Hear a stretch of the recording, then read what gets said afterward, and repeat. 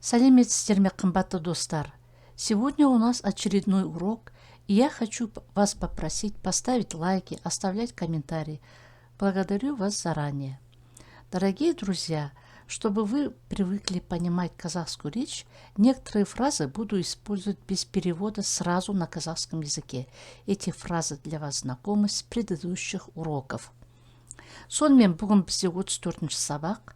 Сабақтың тақырыбы осы шақ, бағыт, болымсыз түрі, отрицательная форма настоящего времени, направление. Сұрағы не істеп бара жатқан жоқ. Вот формула, по которой будем изменять данный глагол.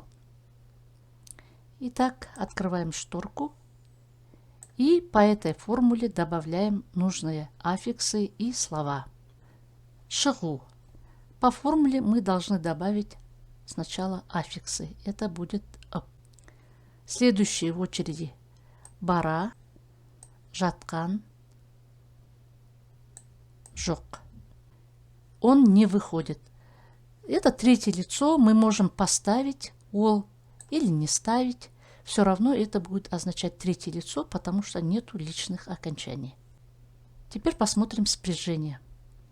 Спряжение к этой формуле, к третьему лицу добавляется вот личные окончания первого и второго лица. Итак, открываем шторки, добавляем аффикс «ып». Следующий это бара,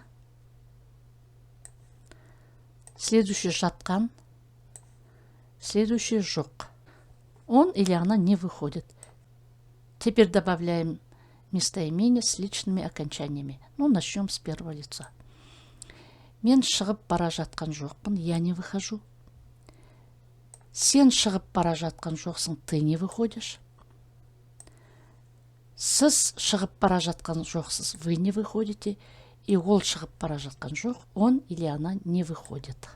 Жіктелу спряжение көпше түрі множественное число. Вот вы видите формулу. Формула стала длинная, потому что добавилось окончание множественного числа. Итак, добавляем по данной формуле аффиксы. Это будет «ып», далее будет «бара», далее «жатқан», далее «жоқ». И добавляем местоимение с личными окончаниями. Біз шығып бара жатқан жоқпыз, мы не выходим. Сендер шығып бара жатқан жоқсыңдар, вы не выходите.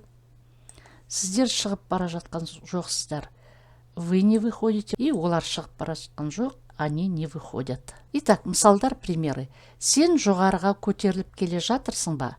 Жоқ, әзірше көтеріліп бара жатқан жоқпын. Онда нан ала келші, жарайды. Ты поднимаешься вверх? Нет, пока что не поднимаюсь. Тогда прихвати хлеб или захвати хлеб. Ладно. Итак, мы здесь видим глагол келе, а здесь бара. Почему так получилось? Потому что здесь имеется в виду направление к квартире. То есть ты поднимаешься вверх, звучит вопрос. Поэтому здесь уместно употребить глагол келе.